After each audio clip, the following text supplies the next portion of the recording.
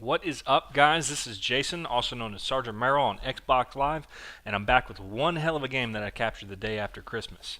This is just going to be a relaxed commentary video. It's not going to be broken down into overlays and explanations like my last one was. If you didn't catch my last video, it's the first of a series called PsyOps, or Psychological Operations, and it's about getting better at the mental portion of this game. Here's a link at the bottom. Check it out and shoot me some honest critiques so we can make this thing better. If you're new to my channel, which a lot of you probably are, then welcome and thanks for stopping by. I'm new to gameplay commentary, so I think here you have the opportunity to critique and mold the way I present my videos as I gain more experience with it.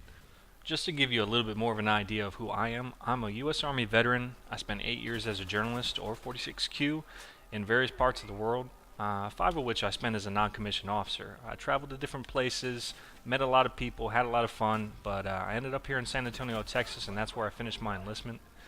I picked up a lot of things from my time in the military, and one of those was presenting information in an easily understandable manner. When you combine that with being a product of the 80s gaming culture, you have a seasoned gamer with the ability to break down all the moving parts in a way that I hope is entertaining. Now, back to these people I'm playing against here. I wouldn't go as far as to call these guys Christmas noobs. Like I said, I did play this game on Christmas. God knows I've seen quite a few of them, but it's obvious that some of these guys have played Call of Duty before. Look at that guy. They've played Call of Duty before. Their problem is just that they aren't really familiar with the map, and you can see that in quite a few different spots. And here, they're already quitting because they're getting frustrated. I'll go ahead and speed through this.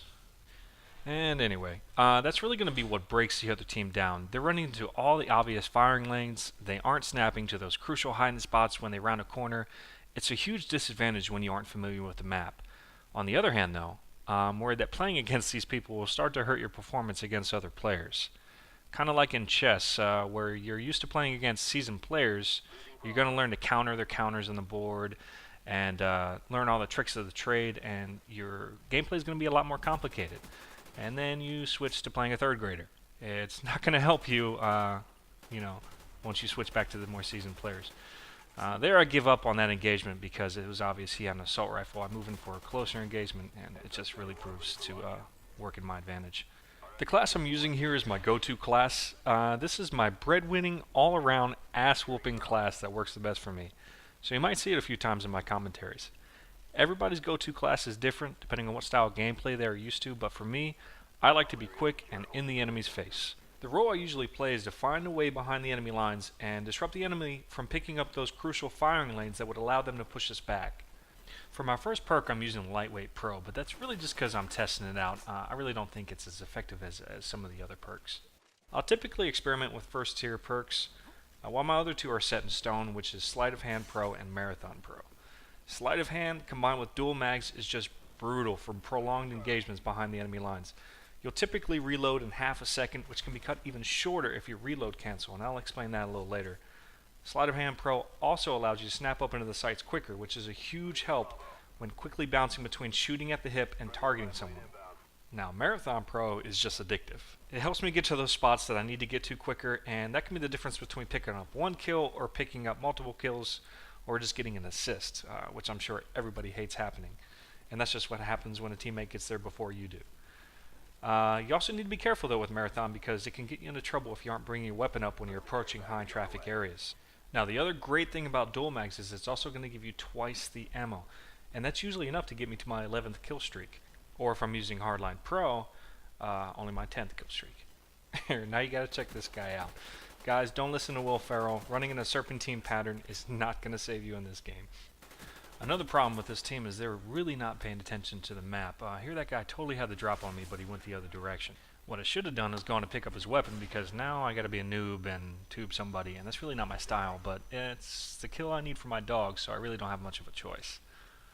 And who's it going to be? You, buddy. I'm sure he didn't like that, but his friend gets me with a shotgun to the face, and all is well in the world. But back to what I was talking about with reload canceling. Reload canceling is simply realizing that you don't have to go through the entire animation of reloading before the bullets are in your new magazine. As soon as you see the numbers switch from your ammo load on the right to the magazine load on the left, your weapon is officially reloaded. You're free to sprint, switch weapons, knife. Your weapon is not going to revert back to an unloaded magazine. So reload canceling it's an effective way to quicken your gameplay by going into a sprint just that much quicker and getting to the places that you need to go.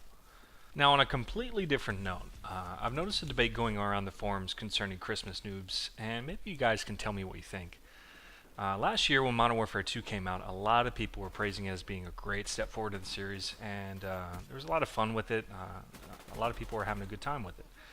And then Christmas rolled around, and people believed that the younger players weren't able to keep up with the more experienced players who bought it when it released, and they resorted to some of the cheaper tactics to try and even the playing field.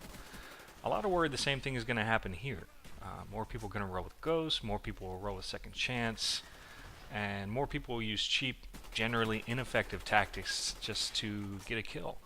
And you know what, that's fine. A lot of people say, I spent money on the game, I can play it the way I want, but my problem with that is it just dissipates the general competitiveness of the game. And I can understand both sides of this coin, both sides of this argument. That was a definite problem in Modern Warfare 2. I noticed a lot of people taking advantage of the loopholes in that game, and the more competitive player base stayed away from it. One-man army with danger close and grenade launchers, the dual shotguns that were lethal at long ranges, the javelin glitch, the care package glitch.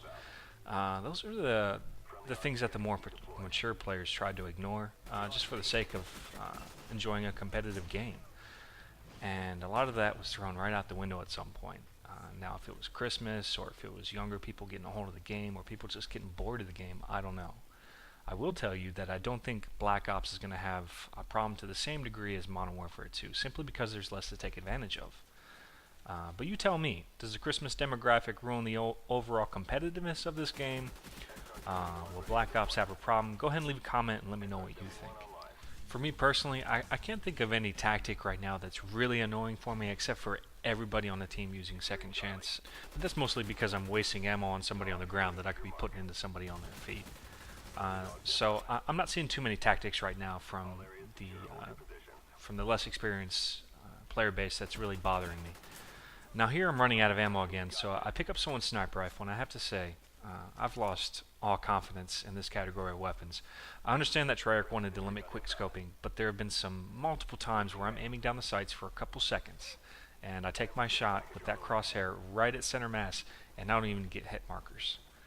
Looking back in some of the theater footage, I have to say with sniper rifles, it almost seems like you're better off just crossing your fingers and shooting from the hip than taking the time to aim down the sights. To me, that takes any skill out of what used to be a challenging, fun weapon category, and it makes it a completely undependable tactic, and it's really a shame. But that's it for this game. Please, guys, if you like this video, help me out by hitting the like button at the bottom. If you didn't like it, then by all means leave a comment or shoot me a message on what you recommend I do differently. I'll be doing at least one video a week, so go ahead and subscribe if you're interested in seeing this sort of gameplay, in addition to some useful strategies that might help your game. Until next time, this is SergeantMerrell out.